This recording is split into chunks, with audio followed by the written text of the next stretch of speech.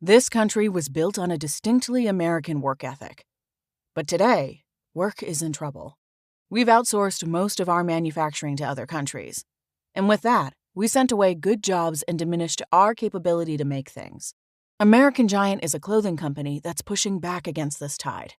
They make a variety of high-quality clothing and activewear, like sweatshirts, jeans, dresses, jackets, and so much more. All made right here in the USA, from growing the cotton to adding the final touches. So when you buy American Giant, you create jobs for seamsters, cutters, and factory workers in towns and cities across the United States. And it's about more than an income. Jobs bring pride, purpose. They stitch people together. If all that sounds good to you, visit American-Giant.com and get 20% off your first order when you use code STAPLE20 at checkout. That's 20% off your first order at American-Giant.com with promo code STAPLE20. You just realized your business needed to hire someone yesterday. How can you find amazing candidates fast? Easy. Just use Indeed. Stop struggling to get your job post seen on other job sites. With Indeed sponsored jobs, your post jumps to the top of the page for your relevant candidates, so you can reach the people you want faster. According to Indeed data, sponsored jobs posted directly on Indeed have 45% more applications than non-sponsored jobs. Don't wait any longer. Speed up your hiring right now with Indeed. And listeners of this show will get a $75 sponsored job credit to get your jobs more visibility at Indeed.com/ARTS. Just go to Indeed.com/ARTS right now and support our show by saying you heard about Indeed on this podcast. Terms and conditions apply. Hiring? Indeed is all you need. From the Kiss 92.5 studios in Toronto, Canada. Ladies and gentlemen, this is Roz and Mocha. It's Roz and Mocha. What's going on? Hey guys, this is Bruno Mars. This is Selena Gomez. The Chainsmokers. Lady Gaga. Calvin Harris. Celestia Cara. This is Ed Sheeran. You're listening to my boys Roz and Mocha. Roz and Mocha. My boys Roz and Mocha. The Roz and Mocha Show. Between Roz and Mocha, who is your favorite? Roz. Mocha. Roz. Mocha. You guys are so funny, man. Congratulations, Lisa! Wow! You just won $1,000. That is amazing. Y'all just made my entire morning. Keep it up. You guys are awesome, man. This is the Roz and Mocha Show podcast.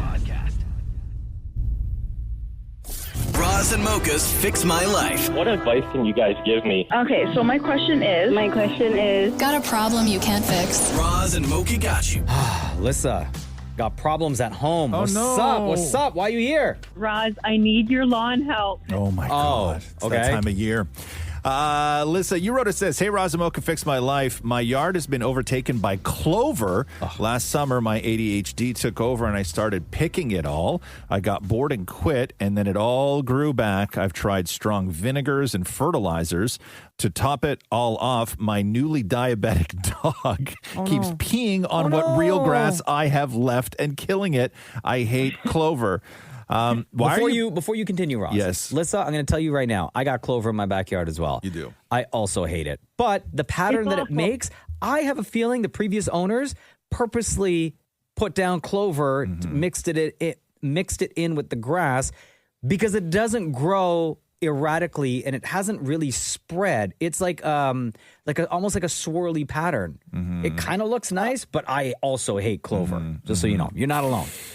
Clover's pretty invasive, and my DMs this time of year, especially this year, are crazy. It's all lawn stuff. It's all lawn stuff. Well, because look at the winter we got, right? All that snow, that heavy snow that just sat on the lawn, destroyed everything. Yeah. Why are you putting fertilizer on clover? I read that nitrogen,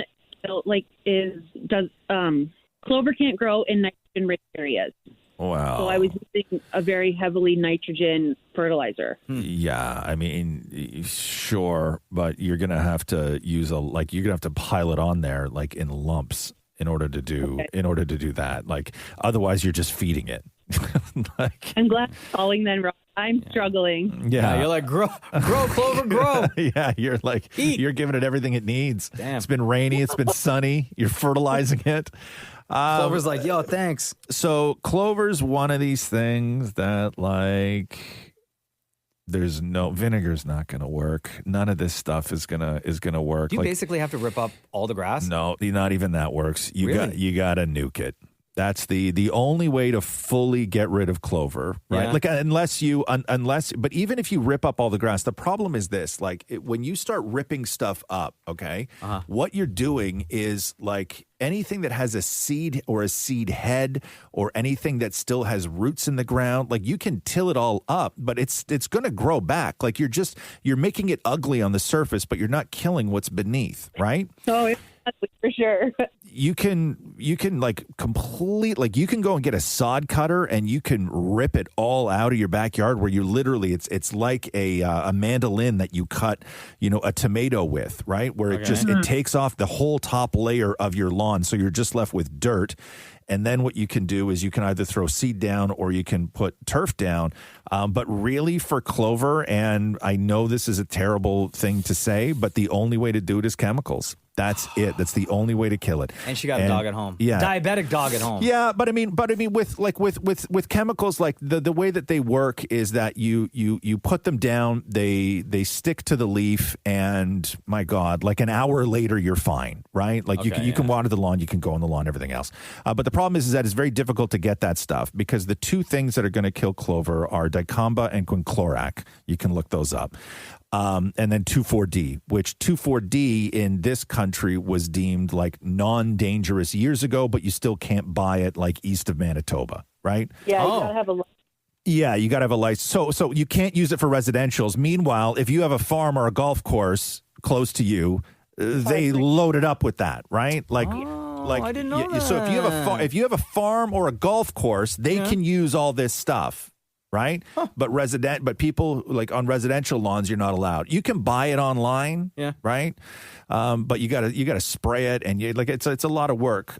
So your options are like literally removing everything in your backyard and starting over, or going a chemical route. But you're wasting your money if you're throwing vinegar down and trying to kill it with fertilizers and all this other stuff. Okay, I appreciate that.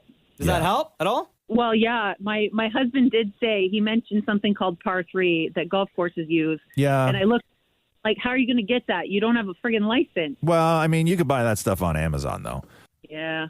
Yeah, but you need a backpack sprayer and you need all this other stuff and all your PPE gear and like it's a whole thing. Like it's just like how much is the clover bothering you? I guess is the question. When I can't shovel up the dog's poop because the clover, it bothers me a lot. Oh, okay. Yeah. Wow. Yeah. Looks like you're getting one of them hazmat suits then, girl. Yeah. So you may have to nuke it. Well, yeah, it's been an eye opener, but I needed that and I appreciate it, and I'm committed to getting rid of this clover. Okay. Thank you, Lissa. Thank you. Have a wonderful day. You too. Thanks. Bye. Roz and Mocha's Fix My Life on Kiss. You just realized your business needed to hire someone yesterday. How can you find amazing candidates fast? Easy. Just use Indeed. Stop struggling to get your job post seen on other job sites. With Indeed sponsored jobs, your post jumps to the top of the page for your relevant candidates, so you can reach the people you want faster. According to Indeed data, sponsored jobs posted directly on Indeed have 45% more applications than non-sponsored jobs. Don't wait any longer. Speed up your hiring right now with Indeed.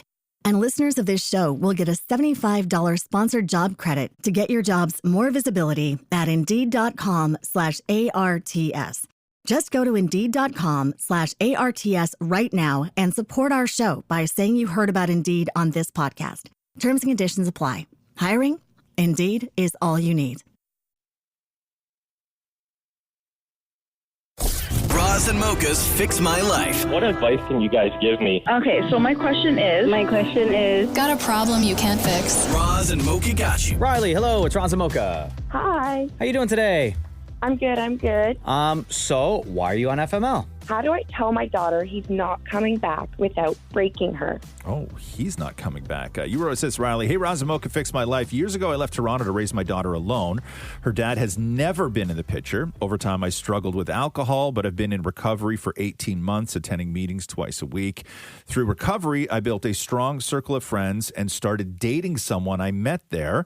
It was great until it ended. I respect his decision, but it's been hard since he's still my best friend, and we talk often. I haven't told my daughter yet, and she keeps asking when she'll see him. We used to do all sorts of things together, and I'm worried how she'll take the news. Still, I know it's time to tell her, and we can begin moving forward. How old is your kid?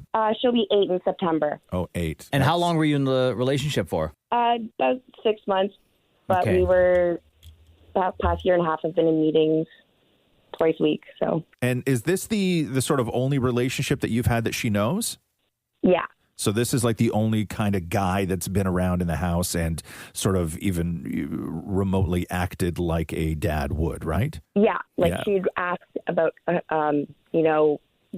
I have a dad? And I'm like, you do, but he's just mommy's partner at the time. So I made it very clear. Okay. So with this guy, though, your ex now, is he or was he around like almost daily for them to kind of build that bond? We didn't live together, but like I said, we would often FaceTime, and she comes to meetings with me twice a week, and we always go bowling as a group. So there's a lot of events and stuff where he was there, and she was excited that was someone that was, I guess, in her life like a father figure per se. And now I just, like last night we were all supposed to go for dinner, and she hasn't seen him yet, so I said I had to stay back and wait for childcare because I don't know how that interaction is going to go. You know that hooking up in recovery is not the best idea, right? Yeah, I waited till like 1 year. Yeah, still, But though. yes. Still, you know that. Yes. You said he broke it off with you. Why? What happened? So basically, long story short, fear. He's afraid that he's going to hurt me and her, and doesn't want to hurt me further. So yeah, commitment, I guess, in a sense. You become extremely codependent when you're with somebody in therapy, and you sometimes can be the reason you stay sober, and you sometimes can be the reason you fall off the wagon. But there's just a lot of talking about it, right? And it's never a good idea. But you know that already, so we're not going to go over all of that. But like, how do you tell your kid? I think that your kid is 8, and I think that you have to treat her like she's 8. Don't tell her, like, don't try and grow her up for this and give her some sort of life lesson. You know what I mean? Like, tell her in a way that an 8-year-old would understand. 8-year-olds know boyfriend, girlfriends, right? Yeah. You know, they know that. And you can tell her we were boyfriend, girlfriend. Now we're not boyfriend, girlfriend, but we're still friends. And, we're going to see him, I'm going to see him a whole lot less. And that's really all you can say. Like, there's no kind of way around it. Like, you can't get into details of stuff. But you can't string her on, right? Like, you can't you can't say, but who knows? Yeah, maybe we'll see him. But maybe we'll see him. Like, you can't do that because that's cruel, right? And I know that that's the sort of easy way to do it, right? But it's not the right way to do it. Now, did you also say that you take her with you to your meetings? Times, yes. Yeah, see, that's tricky because if he's going to be there, I don't know if there are options for additional days or other days where, he's not going to be there if you have to bring her, because that's where things get a little bit more dicey, because if she sees him, right, she may like run up to him and give him a hug or like want to talk to him or just say, hey, like, come sit with us type of thing, right? Yeah. Unfortunately, there isn't. Those are kind of the days. So, like, I try to get childcare when I can. Yeah. But my options are limited. But I guess once I tell her and just make it clear that she still arrives, but as a friend. Does he know about all this? Like her feeling, your kid's feelings towards him? He knows that, she cares about him very much. And, like, in his letter that he wrote, even though it was a very long text message, explaining, like, that he doesn't want to hurt me or her, and he doesn't feel he's the person. When he says that, what does he mean by that? He doesn't want to hurt you. What does that mean? From what I've been kind of gathered, this is like the first relationship he's been in since he's been sober, which was 7 years. And he's basing it off of his past relationships from when he was in active addiction. So he's basing it off of a fear from before, but he's not that person anymore. Gotcha. Yeah, you just got to explain it to your 8-year-old in a way that she'll understand, and don't lie, and don't say that the window is still open, and who knows, like, don't do any of that stuff. You got to just got to be straight up with her, but be super gentle and talk to her like she's 8. Don't use this as a moment where she's going to grow and learn some sort of life lesson too early in life. Mm-hmm. No. Does that help, Riley? It does. It does. And I good. appreciate All right, girl. you guys taking the time. You keep killing it out there, okay? Thank you. Thank you. You just realized your business needed to hire someone yesterday. How can you find amazing candidates fast? Easy. Just use Indeed. Stop struggling to get your job post seen on other job sites. With Indeed sponsored jobs, your post jumps to the top of the page for your relevant candidates, so you can reach the people you want faster. According to Indeed data, sponsored jobs posted directly on Indeed have 45% more applications than non-sponsored jobs. Don't wait any longer. Speed up your hiring right now with Indeed. And listeners of this show will get a $75 sponsored job credit to get your jobs more visibility at Indeed.com/ARTS. Just go to Indeed.com/ARTS right now and support our show by saying you heard about Indeed on this podcast. Terms and conditions apply. Hiring? Indeed is all you need. Roz and Mocha's Fix My Life. What advice can you guys give me? Okay, so my question is... Got a problem you can't fix? Roz and Mocha got you. Talia is on Roz and Mocha's Fix My Life. Why? Number one question, how do I get my family off of their screens? Oof. You wrote, it says, hey, Roz and Mocha, fix my life. My kids and husband have become addicted to their electronic devices. How do we regain some sense of normalcy in our home? How old are your kids and how many do you have? I've got 3. My oldest is 9, second is 6, and then 2.5. Okay, so wait a second. The 9-year-old and the 6-year-old are constantly on screens? Absolutely. More so the 9-year-old. Okay, that's all. That's all you. How did you and your husband let that happen? I think it's more of a I'm going to take responsibility. It's more of a generational thing for sure. It just has gotten completely out of hand. I would say some people in the family use it as leverage. Like, if you don't behave, I'm going to take time off of your electronics or things like that. But you shouldn't be. That's the wrong way to go about it. You shouldn't be having this conversation with a 6-year-old. That's very true. That's very true. I don't deny that. Like, you're talking about how do we regain some sense of normalcy in the home, but you're the one that created the environment. Absolutely, no question. I take full responsibility, but it's gotten completely out of hand where, like, even if there was like a fire in the house, I'm sure they would not even notice. I know, but you've allowed it to get to that point. And I understand when the kids are really, really young and the parents got stuff to do, a million things on your mind, and you need to keep the kid distracted or kids distracted. Mm-hmm. You put them in front of the phone, you put them in front of the TV, you put them in front of the iPad, right? What's the 9-year-old doing on the iPad? Mostly watching videos or TV shows, and then also on some sort of Nintendo device. So what does your husband say about all this? Well, my husband's also on his devices all the time, so it's kind of a situation. So what's his response when you bring the subject up with him? He agrees, but I think he's also just obsessed with his phone and social media, just like everybody else in his generation. So it's hard to kind of differentiate between how things should run in a household.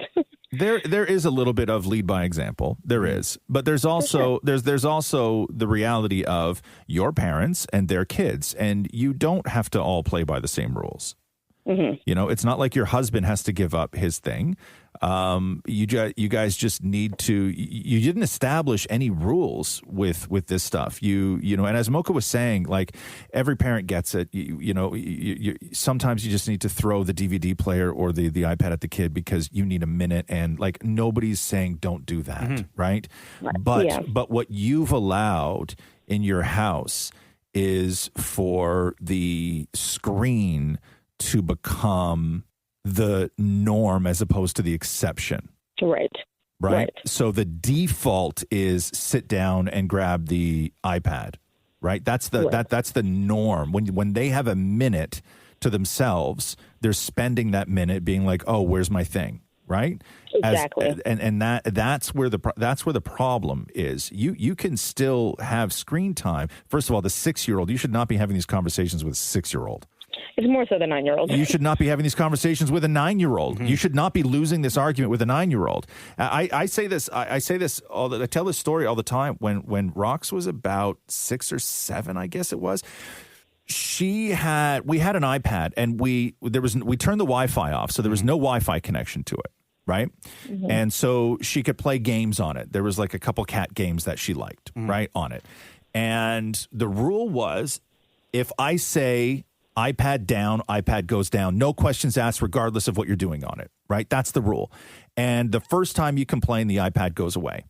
And she was great with it for a real long time. And then there was one time where I said, iPad down, and she complained. And I took the iPad and I put it in the closet, and it stayed there for a year and a half. Woo. Oh, wow. And it was just done. That is definitely good advice. It was just done. It was out of our lives. Now, do you have screens do you eat as a family? Well, when I'm around, I work a lot, but when I'm around, yes, we eat as a family. And are there screens at the table? Absolutely not. Okay, so no screens at the table. Good. Because I wouldn't get into that for sure. What about after school? We've tried all of the techniques. We limit it to one school day night after homework, and on Sundays on the weekend. Okay, and do they get any outside time at all? Like the weather's getting better. Oh yeah, no, they go outside all day. They have other activities that they do, and they're very happy doing them. It's the mentality of, like Roz said, when there's a moment, it's like, where's my screen? Yeah, that's the key thing. No, when there's a moment, there's got to be something else for them. When there's a moment, maybe it's a board game. When there's a moment, maybe there's, coloring or drawing a picture or doing some sort of arts and crafts. Or if they have like other activities that don't require using a screen, that's what gets done. That's what gets used. Yeah, absolutely. I agree. Yeah, and the problem with screens is that screens are, and Catherine and I had this argument as well, because she's very much anti-screen, right? Where when I would be with Roxy, because what would happen is, like, she got very much into knitting. It's a physical thing. It's like your hands and your head are working together at the same time. You're creating something. It's keeping her busy, and she loved it, and she would make these beautiful things. But to learn new techniques and to understand how to fix a mistake, all of that stuff is found on YouTube. Yeah. Right? And so Catherine and I would have these conversations where she would be like, Roxy, what are you doing on the iPad? And she's like, knitting video. And I was more online with, if you're using the iPad to learn something, then I was okay with that. Sure. Okay. Right? Yeah. I was okay if she was using it to learn something, which she did a lot. And I was okay with that. So I think that you need to establish maybe that the iPad is a tool as opposed to an escape.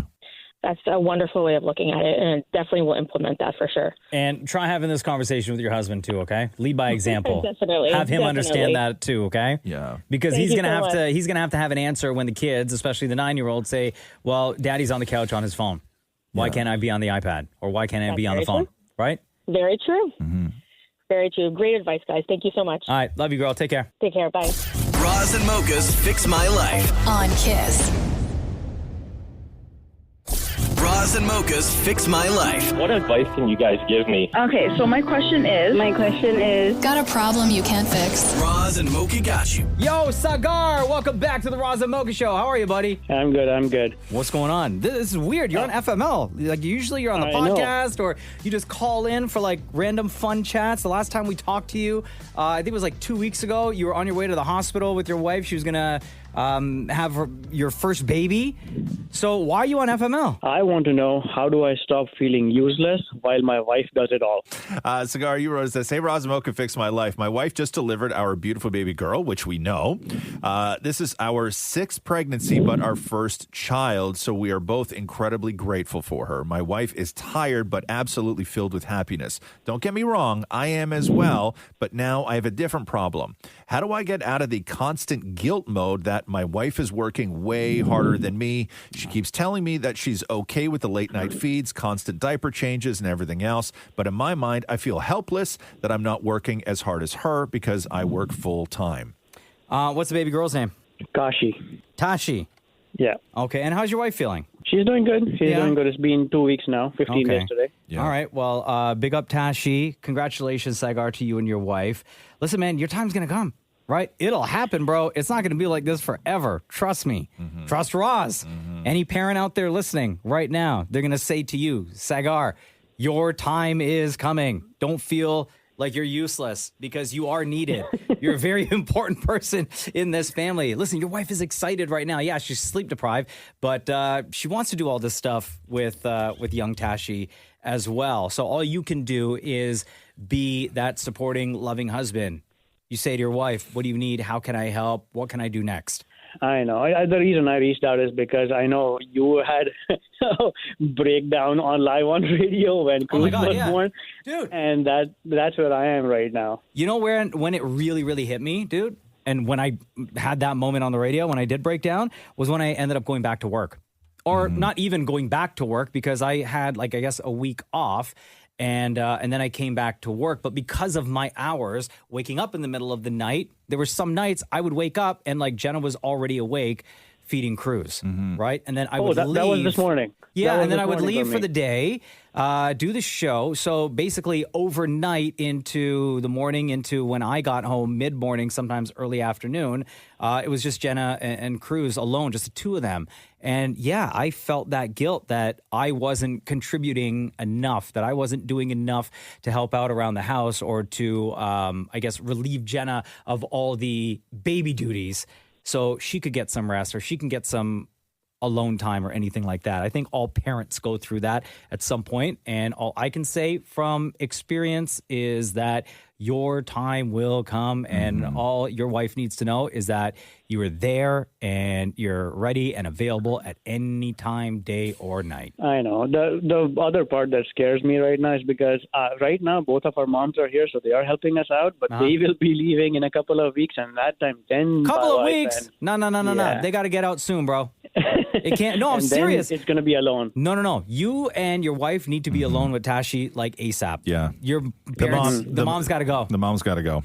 You know why? Because the moms right now, especially with Tashi being so young, are feeding you and your wife with all sorts of information, all sorts of opinions on how to raise that child. I can tell you right now, Sagar, the reason you feel useless right now is because you're not a part of it.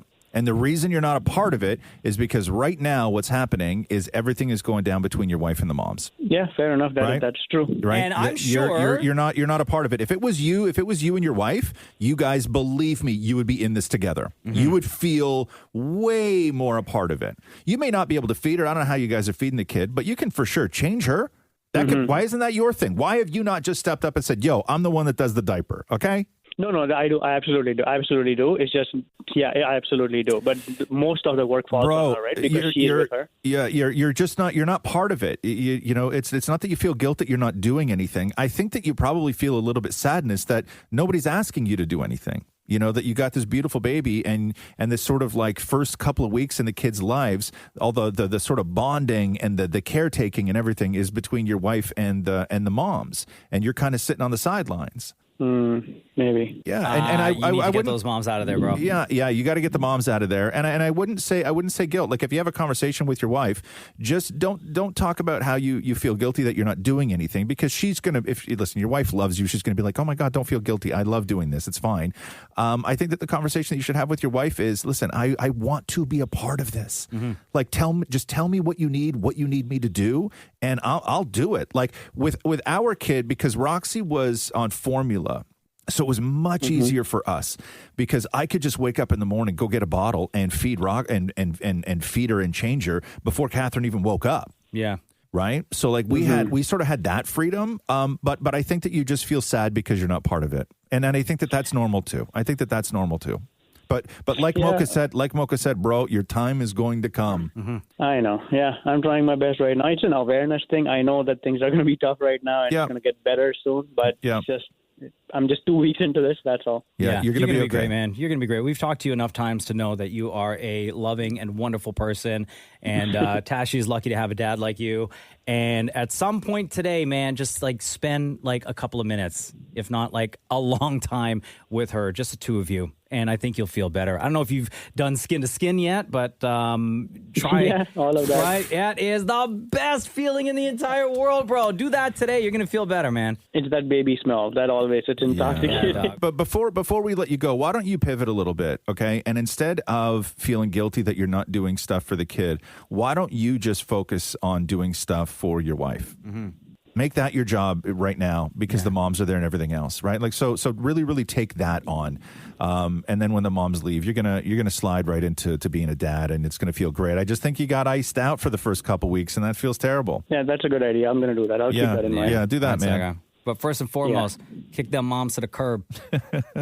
Yeah. Tell them to come back in a couple months. It's fine. Yeah, okay. All right. Yeah, thanks for this, guys. You got it, man. You know, we got your back, bro. On tomorrow's FML, Sagar, problems with his mother-in-law. You guys suck. I tried to have that conversation. It went all sorts of bad ways. Thanks for listening to the Roz and Mocha Show podcast. Catch the guys live Weekday mornings from 6 to 10 on Kiss 92.5. Kiss925.com. Or download the Seeker app. You just realized your business needed to hire someone yesterday. How can you find amazing candidates fast? Easy. Just use Indeed. Stop struggling to get your job post seen on other job sites. With Indeed sponsored jobs, your post jumps to the top of the page for your relevant candidates, so you can reach the people you want faster. According to Indeed data, sponsored jobs posted directly on Indeed have 45% more applications than non-sponsored jobs. Don't wait any longer. Speed up your hiring right now with Indeed. And listeners of this show will get a $75 sponsored job credit to get your jobs more visibility at Indeed.com/ARTS. Just go to Indeed.com/ARTS right now and support our show by saying you heard about Indeed on this podcast. Terms and conditions apply. Hiring? Indeed is all you need.